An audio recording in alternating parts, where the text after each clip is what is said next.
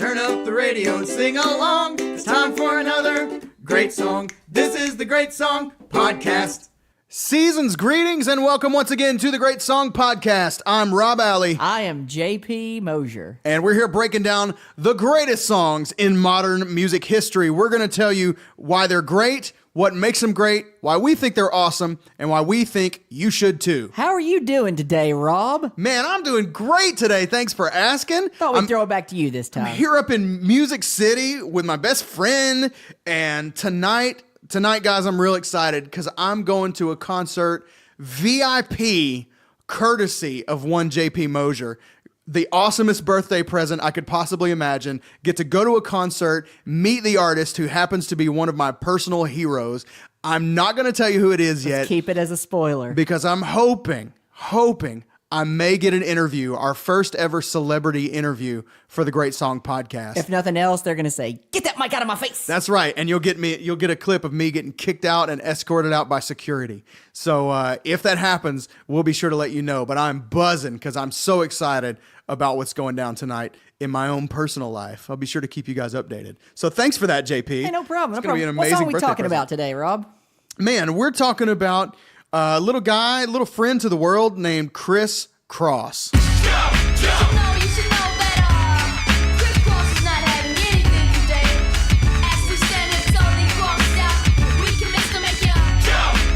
The Mac Dad will make you That Chris Cross, Rob. Oh, you shenanigans. What a goof around Warm I it am. up, Rob. Oh man, I'm about to, because that's what I was born to do. That's right. No. We're not talking about Chris Cross. I mean, we are, but we're actually talking about Christopher Cross. Not Chris Mac Daddy Kelly. No. Or Chris Daddy Mac Smith. No. We're talking about Christopher Geppert. Christopher Cross. It's his real name, Christopher Geppert. Yes, sir. He's the Geppardiest. Play the one that No. we're really going to be discussing. All Rob. right. Today's song, we're talking about Arthur's Theme, parentheses, Best That You Can Do by Christopher Cross. Here's a little bit of this beautiful beast. It comes in all.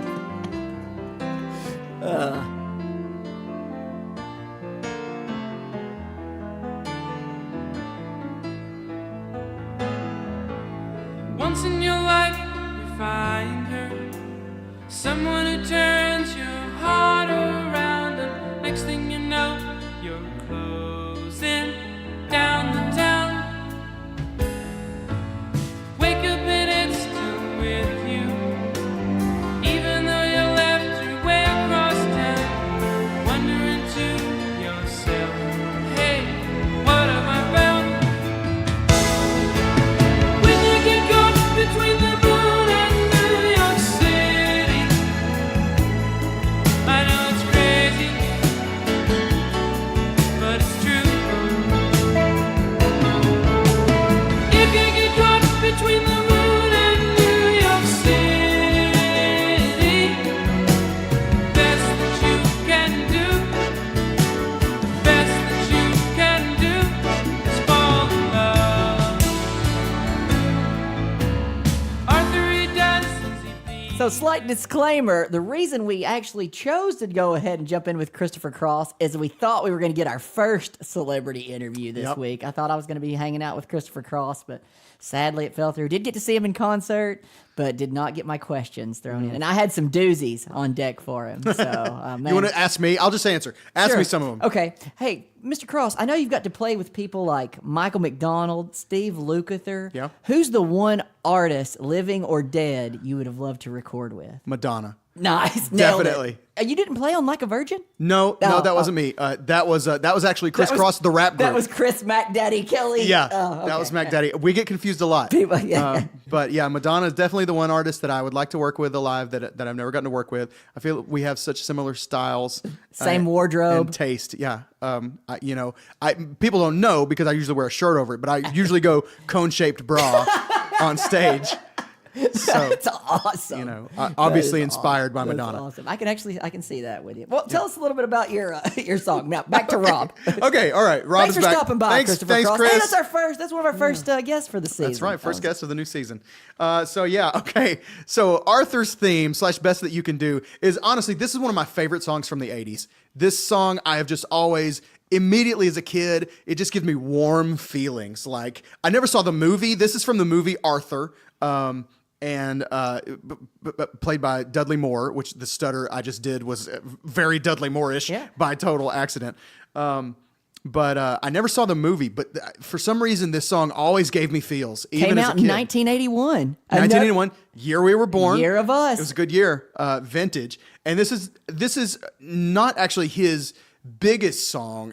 He's got 2 hit songs, and he's made a great career out of it. He's still out there doing it today. But Maybe 3. I'd say 3. You think so? I'd say this one, Sailing. Is his biggest. That's his hit. Yeah. And Ride Like the Wind, I would say. You don't think that's in the Okay, top maybe 3? so. This was his last number 1 song. Okay, I'll say this. there we go.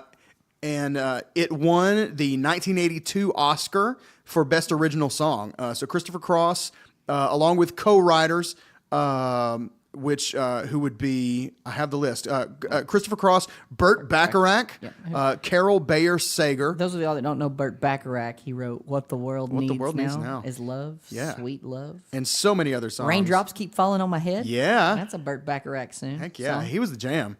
Most famous from the Austin Power movies. Yes, for people of our generation, yes. If you ask your grandparents about Burt Bacharach, they'll be like, oh, they'll just Burt Bacharach. still giving off tons of songs. And there's also a 4th credit given to Liza Minnelli's ex-husband, Australian songwriter Peter Allen, who co-authored the line "When You Get Caught Between the Moon and New York City." Great story about that is that he had done an unreleased co-write with Carol Bayer Sager, Who she wrote Groovy Kind of Love, by the way. Did she really? Yes, which is a monster hit. Very cool. But he was literally on a nighttime flight into New York City. He was supposed to be flying into JFK Airport, and they got stuck in a holding pattern and couldn't land. And so he's just flying at night, stuck between the moon and New York City. And had tried to use that song in a co-write with Carol Bayer Sager. They ended up not finishing that song or not using it. So he had this line. So she, when they got into this co-write, he wasn't even in the room, but she remembered that line from this previous co-write with him, and they got his permission to use it. That's cool. And it became the signature line of this song. That's funny. So isn't that cool that and so he got added later. And he wasn't even there. As a co-writer. They just took his line. That's right. He got, and so he gets royalties for hanging out. It was, wow. That was a lucrative holding pattern. That's awesome. Yeah, right? I know that Burt Bacharach and Sager actually got married 5 days before the song won an Oscar. No kidding. Yeah, so they got married 5 days before, and then it won an Oscar. And then after that, they wrote That's What Friends Are For. Yeah. No kidding. Yeah. Oh, same kind of feel. That's what friends are for. Lots of special guests on that one. Yeah. So already, that's just some great stuff on this, on this. And that's just the writers. That's just the writers. We haven't even gotten to the song yet. So yeah, this was the theme song for the 1981 movie Arthur, in which a wealthy heir-to-be, played by Dudley Moore, chooses to marry for love instead of following the engagement that his rich family arranged, risking his financial status to follow his heart. It was the 4th highest grossing film of 1981. You know what it lost the Oscar to that year? You know what won it? It finished second. No. On Golden Pond. Oh, okay. With Henry Fonda. Okay, that's probably for the best. That's considered like an all-time classic on Golden Pond. So I feel like probably if Arthur had won the Oscar that year, it maybe would not, history would have not been as kind to it as it has on Golden Pond. Truth. But Arthur's theme, parentheses, almost said hypotheses, parentheses, Best That You Can Do, won the 1982 Oscar for Best Original Song. The other nominees, Endless Love by Lionel Richie, The First Time It Happens from The Great Muppet Caper. Yes. For Your Eyes Only from For Your Eyes Only from James Bond. Music by Bill Conti, who wrote the music from Rocky on that one. Oh, yeah. Was that They're Gonna Fly Now? Or Yeah, something? who wrote Gonna Fly Now. Yep. And One More Hour by Randy Newman from the movie Ragtime. So good win for Christopher Cross and company. That's awesome. But performed by Christopher Cross, who's probably, if you don't know this song, you know his song Sailing, I imagine. You want to play some Sailing? Just Let's so get they a can hear? little bit maybe here. If you don't know this song, then you probably know this song. Sailing takes me away to where I've always heard it got a very saxophone-y voice. Yeah. Does that make sense? His voice almost sounds like a saxophone. That's It's got good. that sort of timbre to it. Yeah, he actually, I've seen him a few times, and every time he does Sailing as his either second or third song live, he plays his hit early in the set, and he said he learned that from Frank Sinatra because people would show up late, and he's like, people come in and be like, I can't wait to hear Sailing. They're like, sorry you missed it, buddy. Like, next Wow. time, be on time. Next time, be on time. He called out this table that it was at we saw him at a venue called the City Winery, and it's like tables where you sit around and have dinner. And he's like, you guys get ready because when that table comes in, I'm going to call them out because they're coming in after song 3 and they're going to miss Sailing. And he did. That's He amazing. did. He's like, hey, you guys ready for Sailing? And they're like, yeah. And he's like, sorry, buddy. Wow. You missed it, so. That's hilarious. Yeah. Kind of a jerk move, Yeah. but that's hilarious. But honestly, get to a concert on time. Yeah. Like, do what you got to do. You know, be there. Why would you? I don't understand. Unless there's some sort of emergency, I don't understand people who just walk in late to things. Go watch the openers. Some of Yeah. my favorite experience has been seeing the openers and Absolutely. then going back to, getting hooked on the opener. Yeah. Last time I saw John Mayer, the band that opened was the Night Game, and now I'm hooked on the Night Game. Yeah. And I would have never looked up the Night Game had I not seen them open for John Mayer. Yeah, absolutely. I went to see. We both went to see Sting here in Yeah. Nashville. Yeah, and, and the that- Last Bandoleros yeah. opened for them. Great band. I would have never heard of them. Yeah. Do you have a most surprising favorite opening act that you've ever seen? Like, or would that be it that you just named from? That'd John? be up there. Let me think on it for a second. Okay, I went to see a couple years ago. I went to see Snarky Puppy in Atlanta, which was in itself an incredible musical experience. But who I left talking about, and the people that I was with, we left talking about the opener, whose name is Philip Lassiter, and who was a horn arranger. He was part of Prince's New Power generation. Oh, really? He arranged the horns and all that stuff for them as like lead trumpet, and also arranged is a well-known horn arranger in gospel music. He arranged for Okay. Kirk Franklin and Fred Hammond and all these gospel cats, but sort of left gospel music and started just doing funk and soul and just slayed this room of like people who were there to see Snarky Puppy. So they're like music heads anyway. Sure. And from the opening note, owned the room for it- like 40 minutes. So what was his band setup, just so I can visualize? It was a full band. It was bass, drums, him on keys, guitar, B3, and backup singers. So he's a horn arranger, but played keys. And then he'll take off on a trumpet solo, Okay. like that kind of thing. And then of course he had a small trumpet, a small horn section. The guys from Snarky Puppy, playing with him as well that's on trumpet. cool. And if you've never checked, a guy named Philip Lassiter. And he's got an album called Filthy, Philthy, That's a great name for somebody. which has now become his band name, and just slayed Yeah. the room and had the entire crowd from literally the first note for the next 40 minutes going bananas with just high energy funk. So good. I'll Philip give you Lassiter. my opener, which is one that we went to see together. John McLaughlin opened for Billy Yeah, Joel, for and Billy I Joel. knew nothing about John McLaughlin. And he can play the piano. Yes, he can. And if you're going to open for Billy Joel, you got to have chops. You gotta bring it. But man, I got hooked on John McLaughlin Good call. for that opener. Yeah. That was a good one. Great one. So back to Arthur's theme, parentheses, best that you can do. I'm going to say the parentheses every time. Every time. I'm a big fan of parentheses in Yeah. song titles. I do it. I have to stop myself from doing it more than I do, like in my own songs that I write. I always want to be putting parentheses around. Pride, parentheses, in the name of love. Yes, exactly. I mean, who can't benefit from a little subtitle? It kind of gives you a little insight into the song before you ever listen to it. And you can call the song something other than the hook. Yeah. If you do it that way. too. Absolutely. Okay, so this is funny. I pulled this from the website songfacts.com. As we said, this won the 1982 Oscar for Best Song from a Film. It was a very successful theme song, capturing the charming side of Dudley Moore's character as he faces a drastic change to his lifestyle. In the film, Moore must consider giving up his fortune for his new love, played by Liza Minnelli. Remember when Liza Minnelli was a thing? She's on Arrested Development's last thing I've seen her. Yes. Oh, I forgot about her on that.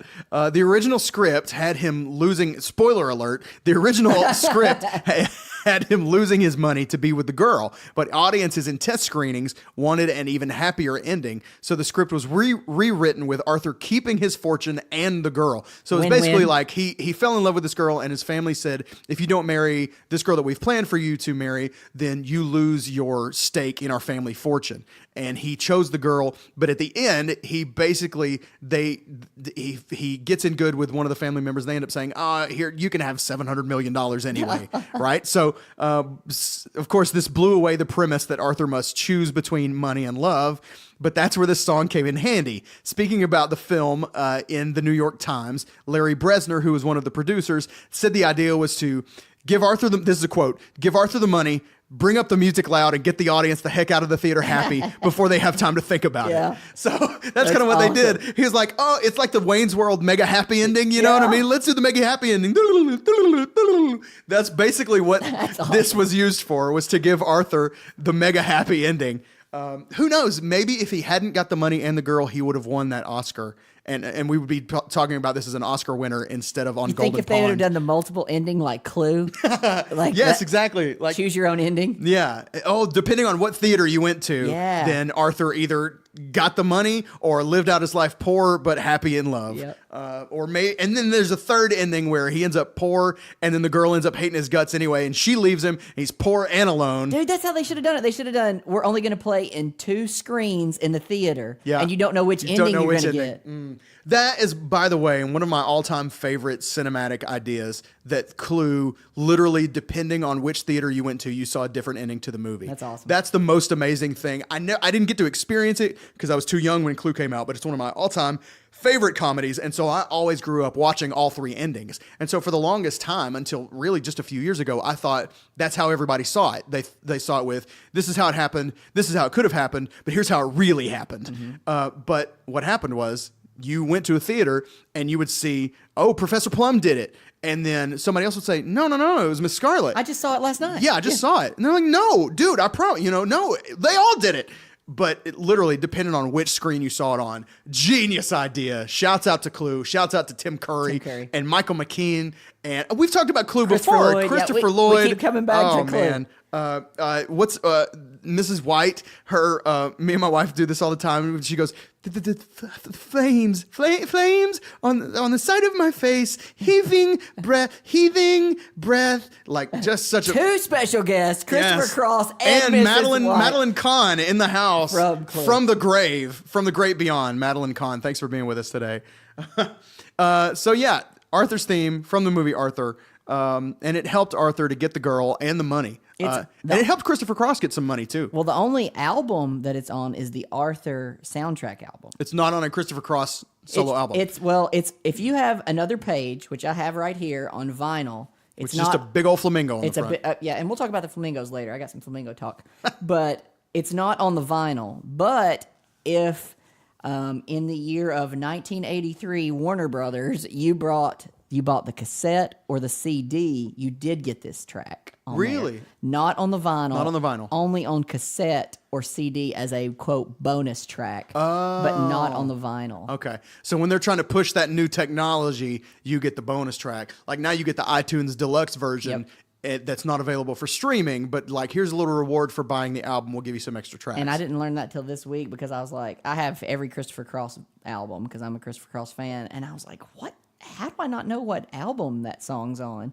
And I couldn't find it, and I was like, well, let's look it up. And, Interesting. And I discovered that. That's cool though. I wonder if that was as an incentive to try and push cassettes or CDs. So early 80s CDs were just happening. Just coming out, like was like this is the fresh new, whatever. Now they did have obviously a single, the single that you have where it'll have an A side and a B side, which neat fact about this was the A side, and on the B side was Minstrel Gigolo. Great song. Eric Johnson plays guitar on it, does a guitar solo. It's really good. Obviously it's tasty. Eric Johnson. Sure. So, they also released Ride Like the Wind, and the B side was the same B side, Minstrel Gigolo, which I've never heard of Really? any album or any singles having the same B-side. Yeah. That's nothing that I... They're like really trying to push Minstrel Gigolo. Yeah, and it never took off. Like, guys, stop trying to make this catch on. It's not happening. And he doesn't play it live. The times I've seen him, he hasn't done Minstrel Gigolo every time. And I wonder He's so disappointed that it didn't catch on as a B-side. That it didn't take off. Like one of those things where the B-side becomes more popular than the original A-side. Yeah. You know what I mean? That's what he was hoping for. But He's it like, didn't, though. just really had a soft spot for Minstrel Gigolo. Yeah. It's just fun to say. I don't know the song at all, but it's kind of fun to say. Minstrel Gigolo. It's a neat one. And actually, the first time I saw him, I did get to meet him afterwards, and I asked him. I probably should have talked about how much I liked his music and everything, but I was like, "How was it to play with Eric Johnson?" And that was my question to him. So yeah, that was fun. That's the Jimmy Vaughn effect. Like Yeah. he got Jimmy He got Vaughn. Jimmy Vaughn. So Jimmy Vaughn is the brother of world-renowned, famous legend blues guitar player Stevie Ray Vaughan. And Jimmy Vaughn has had a fine career in his own right. He was Sure. a member of the Fabulous Thunderbirds. The Thunderbirds. Thunderbirds, not Sorry, the Fabulous Thunderbirds is a wrestling tag team. The Thunderbirds, who did "Ain't That Tough Enough," And it is a Fabulous Thunderbird. is it the Fabulous? it's Fabulous Okay, Thunderbirds. okay, all right, okay.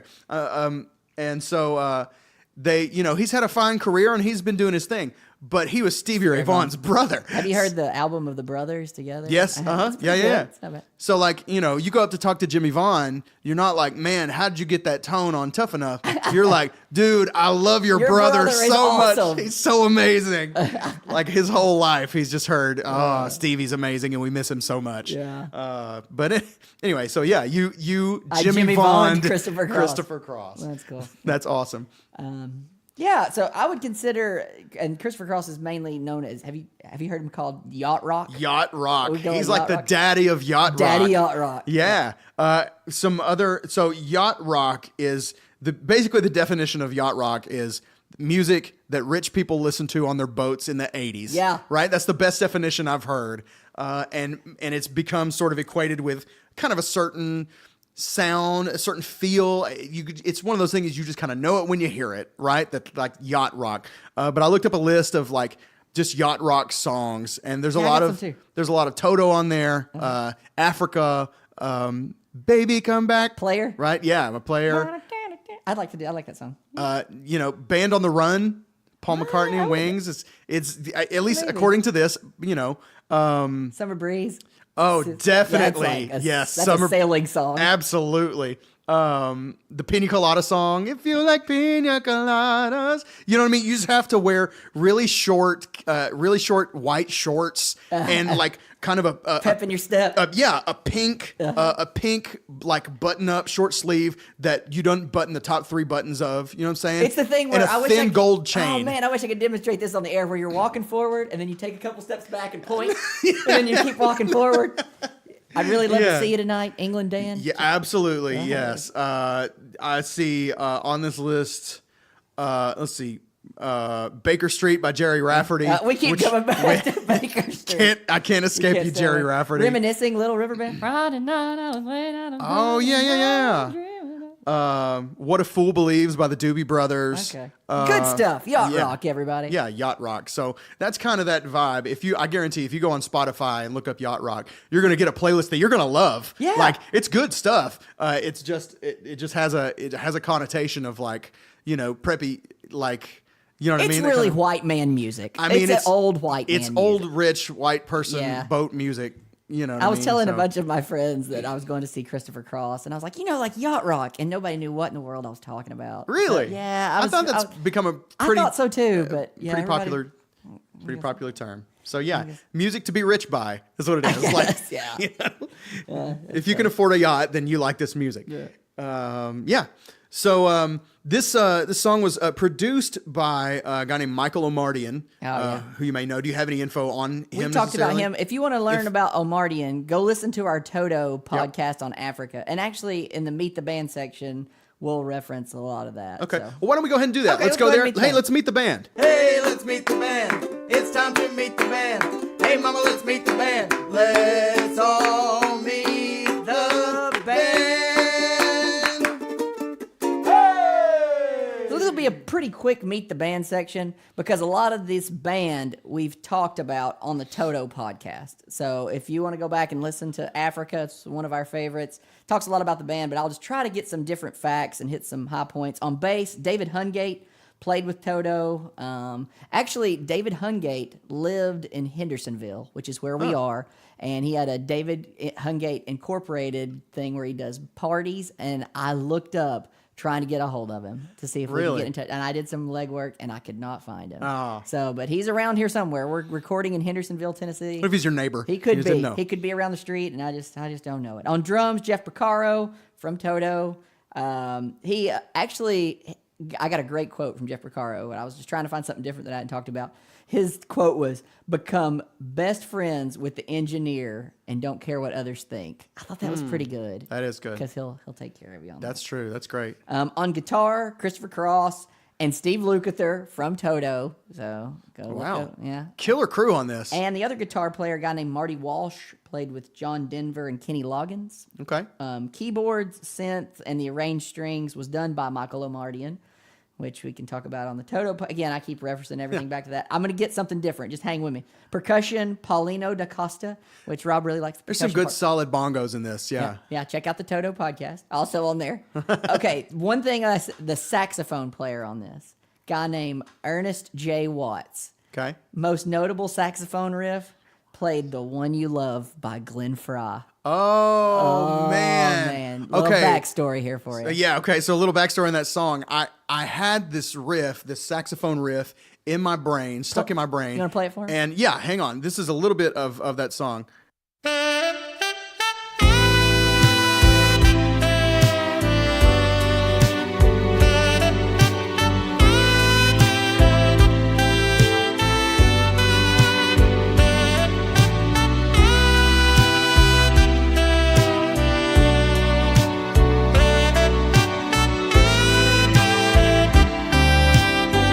You want to talk about some yacht rock? That's yacht rocking. I mean, that is yacht rocking in the free world.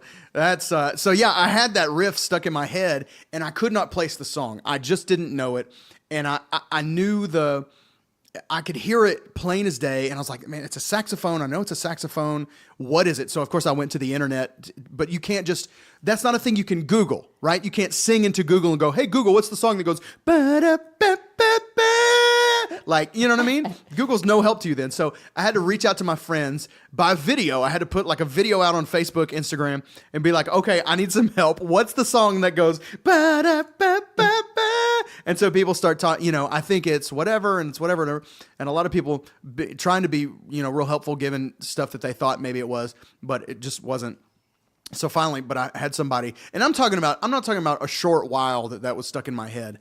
I mean, a long time. I had that riff, and I was like, oh my gosh, what is this riff? And I'll tell you the one mistake he made. He didn't call his co-host on the podcast. Idiot. And I'm still bitter about that. Idiot. Because we had talked about Glenn Frey in previous weeks on the podcast. And I'm a big Glenn Frey fan, and this is one that I could have helped him with. Would have knocked it out of the park. Well, I'd have been like, oh, Rob, no, come on, that's what we just say. I think it was a Sunday night. I thought maybe you were at church. Yeah. And so I'm just reaching out to everybody. I don't have Facebook, so Yes. my wife does, and she's like, hey, check out this song that Rob posted, needs help with. I was like, oh, come on, babe, that's Glenn Frey. But anyway. Idiot. We digress. Should have known. Moving on. Let's get on some Christopher Cross facts. Okay. That was Meet the Band. Meet the Band. Wait. Did you have something else you were going to No, say? no. Okay, didn't mean to jump you. All right, random Christopher Cross facts. Okay. We'll segue off of Meet the Band. That was Meet the Band. He's part of the band. He's part of the band. He's the lead vocalist, as a And matter of guitar fact. player on this. Yeah. He wrote Ride Like the Wind on acid. Him and Michael McDonald. Well, okay. Good job. Yeah. Good job for that. Him and Carl Wilson of the Beach Boys sang background vocals on David Lee Roth's California Girls. Really? Yes. Interesting. I wonder if they also sang on Just a Gigolo. I don't know. Another Gigolo That's song. what I'm wondering. It makes me like, maybe he just likes songs about gigolos. They said that he's like on California Girls that they really wanted Carl and Brian Wilson. Yeah. And that every time that they'd see him in the studio, they'd be like, oh, hey, where's Carl and Brian? And he was like the other guy. And Wow. he's buddies with Carl Wilson. And they asked him first, and they're like, oh, you think you could get Carl Wilson to come on too? Interesting. So they kind of used, oh man, they Jimmy Vaughn'd him They too. ju- Oh, Christopher Cross keeps getting Jimmy Vaughn. Poor guy. Oh my goodness. Overshadowed. Yeah. 1970, he subbed in for Richie Blackmore in a gig with Deep Purple. No kidding. Yeah. Rather than cancel his shows, they were like, this will be Deep Purple featuring Chris Geppert on guitar. Wow. Tonight. Yep. And the band that opened for him was a band called Mariani, which was with Eric Johnson. So that's how they made that connection. He opened. Interesting. Eric Johnson's band opened for Deep Purple. Wow. And they became buddies. What a big Interesting. night, right? Yeah. 1970. No kidding. It's a big night for Christopher Cross and Eric Johnson. Interesting fact. You'll have to Google this because it's visual, but Christopher Cross later became both members of Tenacious D. That's funny picture. If you just Google Christopher Cross Tenacious D, you'll see a picture of young Christopher Cross and current Christopher Cross. Young Christopher Cross is indistinguishable from Jack Black, like literally indistinguishable from Jack Black, and now he looks like Kyle Gass. Both members of Tenacious D, Christopher Cross has looked like in one lifetime. So that's pretty impressive. You got any more Christopher Cross facts? That's fine. No, that pretty much sums it up. Okay, all right. Not much. So he's kind of like friends with a lot of people that you know, and, all right, and writes some good songs. Yeah. That's kind of what he is. Yacht rock. This song, and now I've got the one you love stuck in my head. I almost said the one you love. This song, Arthur's Theme, parentheses, best that you can do, is number 79 in AFI's list of 100 greatest songs in American cinema. Wow, that's pretty high. Yeah, that's a great accomplishment. Like, there's a lot of movies, and there's a lot of songs in those movies. You know what I'm saying? a So lot of soundtrack to be in that hits. top 100, that's solid. I mean, it did win the Oscar for best original song in '82. So it is sandwiched between number 80, "I'm Easy" from Nashville, and number 78, "9 to 5" by Oh, Dolly Dolly Parton Parton. from 9 to 5. What a way to make a living. What a way, man.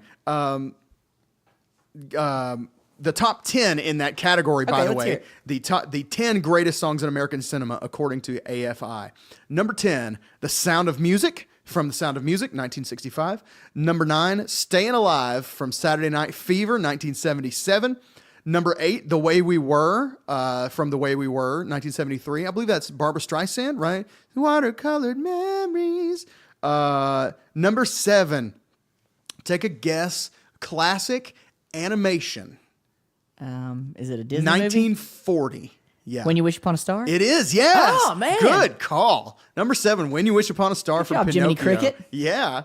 Number 6, "Mrs. Robinson" from The Graduate, Oh, yeah. 1967. Number 5, Christmas movie.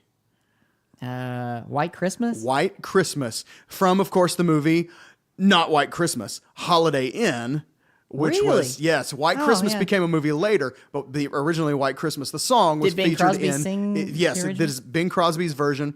And White Christmas, you could do, and maybe we should do an episode sometime Maybe. on White Christmas Danny because Kaye? it was the first breakout Christmas hit that was a secular song. Like, Oh, it wasn't everything- about Jesus. Right. It was I'm dreaming of a white Christmas, and it was, it was a World War II thing, had a connection there, and it just really connected with people and became the first example of a secular Christmas song that became a hit and became lucrative. Like, that song, that is the like number one Christmas song of all time. And it is one of the it might be still to this day, the highest selling single of all time. Is White Christmas. Yeah, I think so. Well, I guess every year it's going to get. Exactly. Yeah, It's every some year. play. It's, and so people have been buying that song since 1942. So amazing story, and just makes you think. Like, my high school band director used to say, if you want to be set for the rest of your life, write a great Christmas song.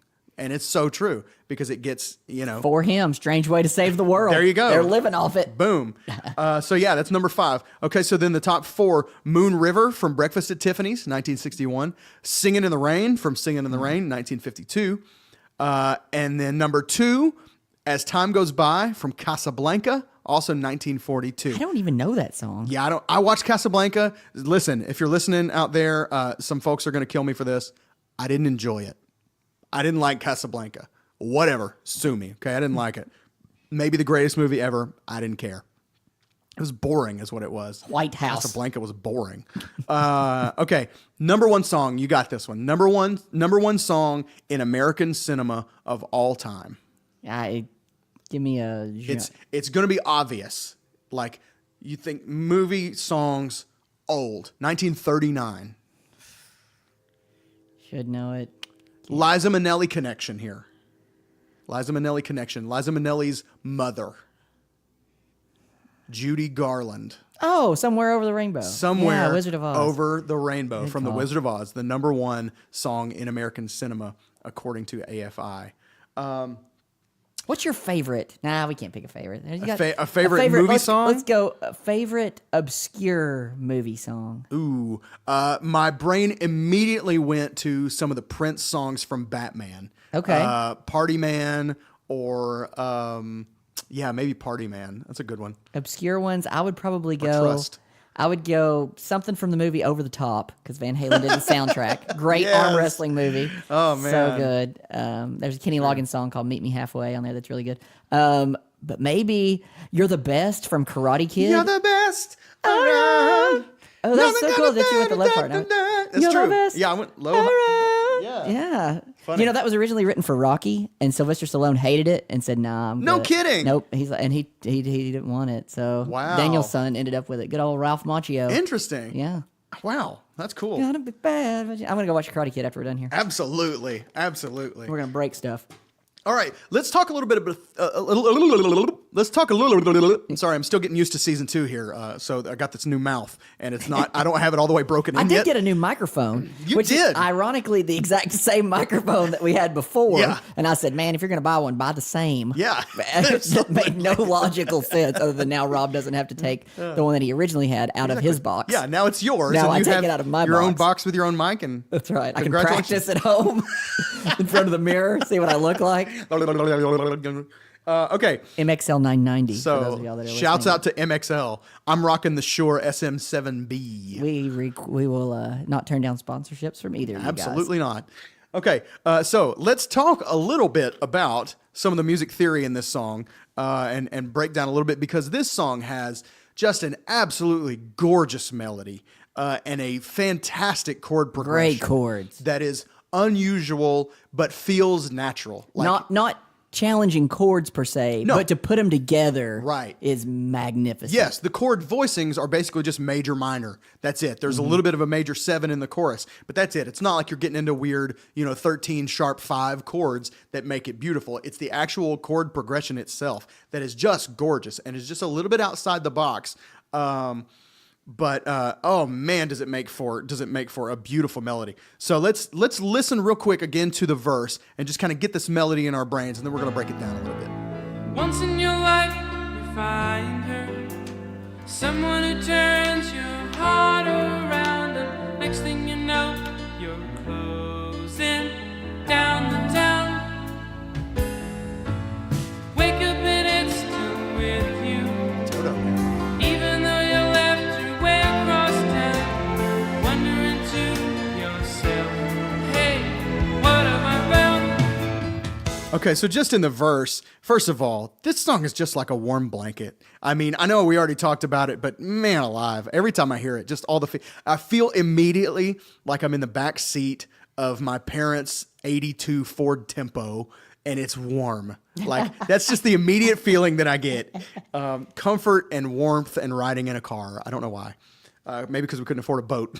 We could afford a Ford Tempo. Tempo rock. Yes, Tempo Rock. Tempus Fugit. So let's start in the chord progression. Basically, what we've got here is a verse that is in the key of C and a chorus that's in the key of A major. So how they get there is really interesting. But so we've got a verse in the key of C. Immediately you get into this 2 minor chord. Once in your life, then you get to the 5. Find her G. Then C. Da, da, da, da, to an F. Ba, da, da, Which is da. the 4. Yeah, which is the 4. And then that 4 gives way to a B flat chord, which is a flat 7 chord. Or it's in the key 4 B. of the one before it. Like Correct. F, it's the 4 of Yes, exactly. Or down by a 5th. You can think of it either way. So 2, 5, 1, 4, flat 7, da da da, bum bum, which is an E7 chord from a B flat. So you're actually moving a tritone from B flat to E major, but that takes you to an A A. major. That E7 chord telegraphs the A major chord that's coming. And then the A major chord is the 5 of the D minor chord that you're going back to start the verse again. So you've got 2, 5, 1, 4, flat 7, E. Like it's a 3 Forget major. the number. Yeah. You just went E. Yeah. E. And then to the A, which then sets you up to go back to the D minor. chord and do it all again. 2. Okay. So 2 minor, 5, C, F, B flat, E, then A. Okay. And then now you set up though in the chorus. That's the one of the chorus. Of the new chorus. You're in A major, and you're going to the 4 chord, which is a D major. So when it's going, caught between the moon and New York City, that's just a 4-1 in the key of A.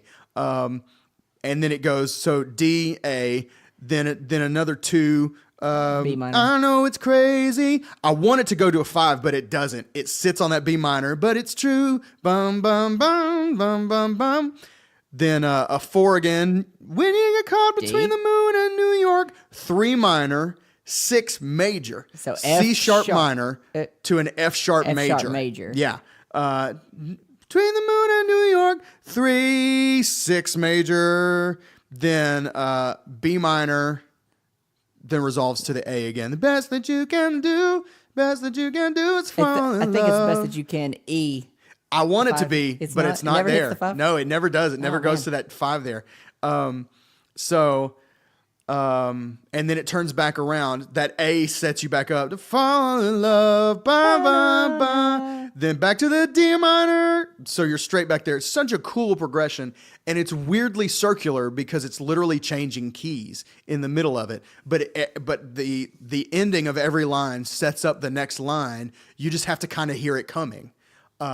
Which leads me back to a discussion that we've kind of had before, but this is a prime example of it for guitar players or lead players of In any this sort. case, saxophone players. Yes, in this case, Ernest J. Watts. That's right. Thanks, Ernest J. Watts. A prime example of just because you know what key a song is in doesn't mean that you can just solo in that major or minor scale. This is an example of you have to be able to kind of see the changes coming and know Solo over the chords. yes, solo over the chords, not just in the key, Mm-hmm. right? So there are parts in this where, okay, you say the verse is in the key of C, but if you just solo in the key of C, then when you get to that B flat chord and especially that E7 major. and A major chords, you're going to be hitting some weird notes. You can start in C and be fine because it starts on an F note, which will be like. So that'll be like you'll be fine there because it's over a D minor chord, Right. And in C, which is that F. So you've got 2, 5, 1, 4 in C. You're fine, but then you're going to a flat 7, 3 major, 6 major. If you're soloing in C major over that flat 7, Ugh. even you're gross because Yeah. you're gonna play that B note, Right. And that's gonna just mess up your Exactly. life. And then if you played a G over that E major chord, you'd Oh, be, yeah. you Oh, know what yeah. I'm saying? Like that kind of thing. And then and even a G or a C Over over that the A A? major chord. Ugh. Forget it because you need a C sharp and a G sharp in there. Mm-hmm. So, and same thing on the chorus. If you wouldn't want to be soloing in A major over an F sharp major chord, you'd have some funny notes in there.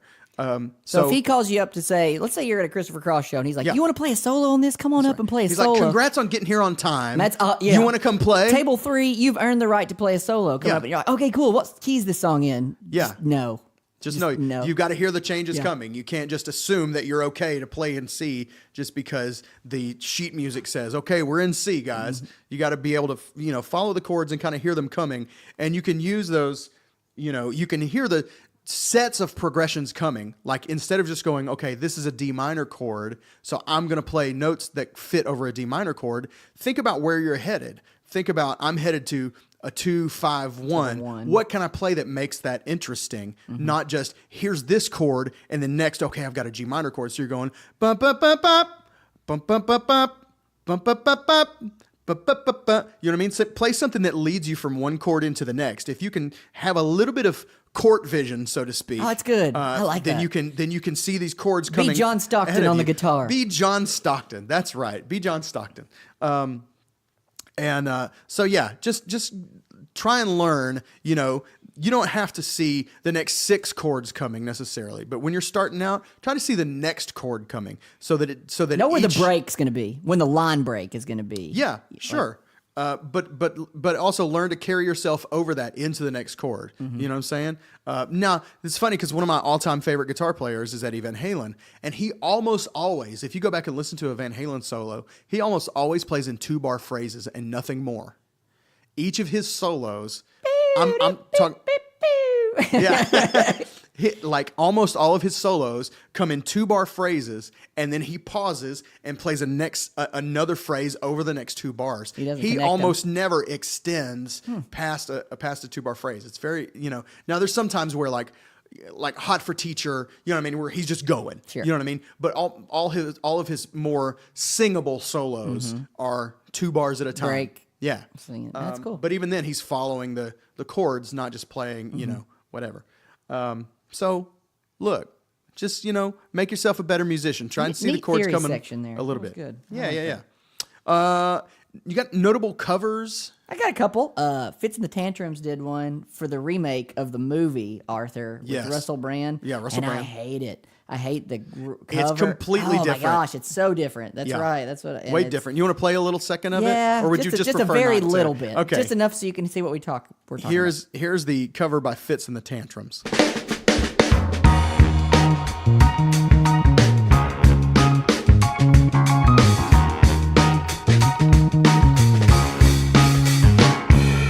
Once in your life you'll find someone who turns your heart around And that's Fitz and the Tantrums, And that's everybody. enough of that. Like we were saying, like if that had just been a standalone song by itself, the groove is cool, the sound is cool, I dig the vibe. But then they started singing Arthur's theme. I was Yeah. like, no, that doesn't belong there. That song had been called like, I don't know, Walking Down the Street or Yeah. something with Fitz. Yeah. Then that would have been. It sounds like it belongs on like one of the Ocean's 11 soundtracks. Yeah, you know what I that's mean? good. That kind Yeah. of groove. Yeah. But it definitely But not as Arthur's theme. That's not the Arthur's theme I know and love. No, sir. I do not. I didn't feel the backseat of my parents' Ford Tempo when I heard that. You know what I mean? Yeah. Just not the same. Yeah, it's good. It's like not kissing as your warm. sister. Yeah. Just no good.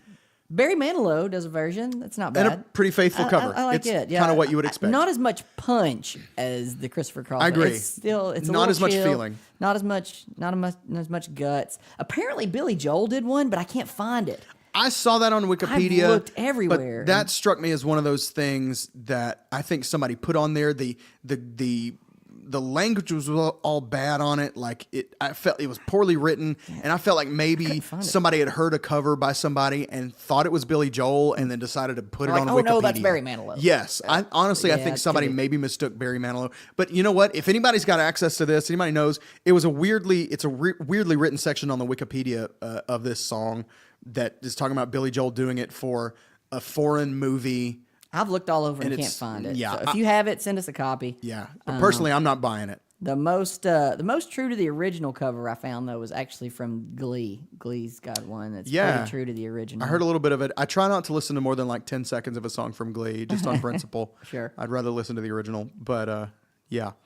You got any other song facts, Christopher Cross got a little facts? bit about the album that Okay. it was on. It's off the album. Another page, well, on the cassette and CD, but the other 2 hits off the album is "Think of Laura," which me and him talked about a little bit of backstory off air, and "All Right." "All Right" features Michael McDonald and Steve Lukather, which play just a little bit of the chorus. It's called "All Right" by Christopher Cross because I want to tell a little quick story with it. 'Cause it's alright, think we're gonna make it. Think it might just work out this time. It's alright, think we're gonna make it. Think it might work out fine this time. Yeah. Okay. So you've heard it. Yes. So I play guitar for a Spanish church, and more people in the Hispanic community than you think of have actually heard Christopher Cross. And I know that because I was talking a little bit about him, and they're like, oh, I was like, all right. right. And they're like, oh, yeah. They're like, all right, Penguino Rodriguez. And I'm like, no, it's not all right, Penguino Rodriguez. It's I think we're going to make it. So those of you Latin Americans out there that are listening along with us, it's I think we're going to make it. Featuring Michael McDonald and Steve Lukather. So Oh, that feels like a Michael McDonald. Like you can kind of feel Michael McDonald oh in yeah, there too. he's sitting in the back. His head swaying. And he's sweaty. We're gonna be here. All right. Hey, Michael McDonald's stopped by. Goodness gracious. Hey, guys. We're getting flooded with musical guests today. Congratulations on season 2, guys. Thanks, Michael. Appreciate it. Did you run here? Are you tired? I'm a little tired. You've been running around. So thanks for making it. I don't know. I almost went into, I don't even know what. Have you ever seen the clip on Family Guy? This is one of my favorite all-time Family Guy gags. I haven't watched a ton of Family Guy, but there's a clip on there of Michael McDonald sneezing. No. They're like, Family Guy always does cut scene Sure. jokes, right? So Yeah. they just cut to Michael McDonald sneezing. He's sitting in a chair and he goes, he goes,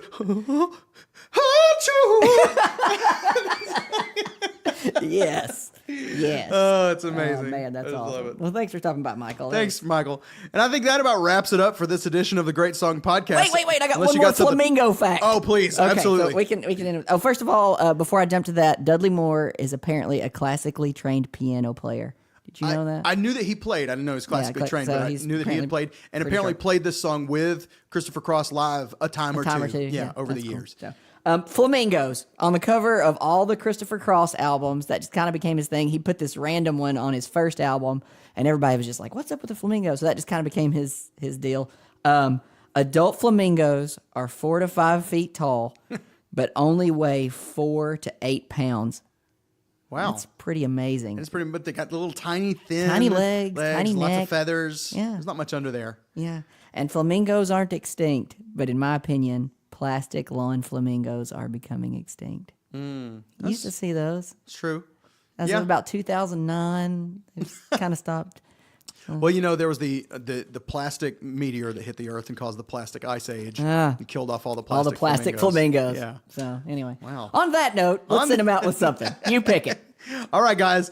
We'll see you next week on the Great Song Podcast. Listen, get out there and share the good news. Let somebody know you're listening. Let somebody know you enjoy it. Get on iTunes Podcasts. Subscribe. Leave some comments and some 5-star reviews. It helps us get seen by more people. But wherever you're listening, thanks so much for joining so us much. on Yeah, this thanks, week's guys. episode and season 2 of the Great Song Podcast. Until next time, I'm Rob. I'm JP. Go listen to some music.